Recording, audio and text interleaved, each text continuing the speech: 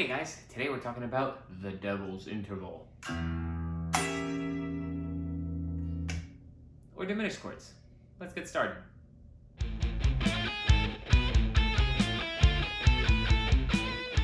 So if you've been following this series of videos, this is the third one in this series so far.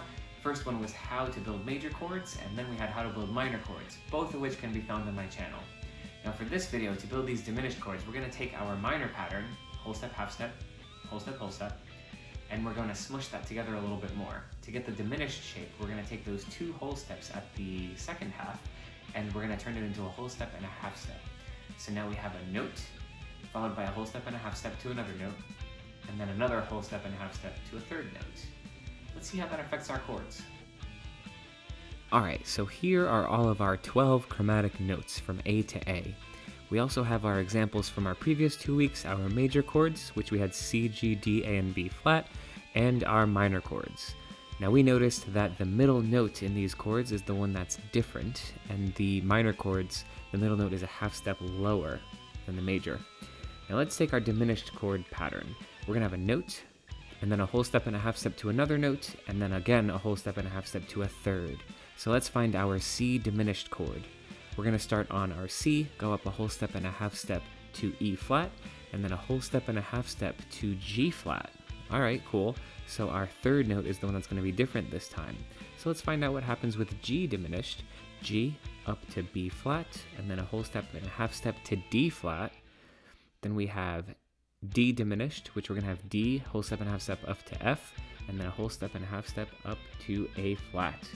Cool, let's keep going. A diminished. A, C, and E flat, and B flat diminished. B flat, a whole step and a half step up to D flat, and a whole step and a half step up to, we're gonna call this F flat. Alright, so here's all of our examples, and the third note in each of them is the one that's different. Now these chords aren't something that you would typically use in a pop song, for example, something catchy. You could, very sparingly, but you're not going to use them for every chord. These chords are merely a way to get you to another place. They're transitional chords. So for example, if I have this C major to a D minor,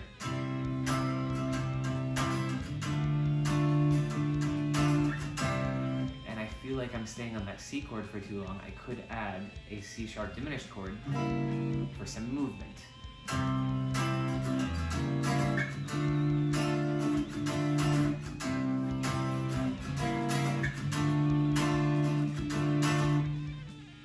Feels like the chord progression is moving faster. So we can expand it further. We can have C, D, G, back to C, and put diminished chords in between.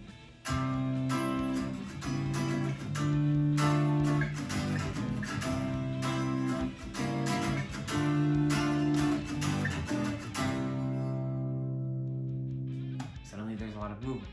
In some cases, maybe you just want to create some tension inside your chord progression, or maybe you're in a metal band.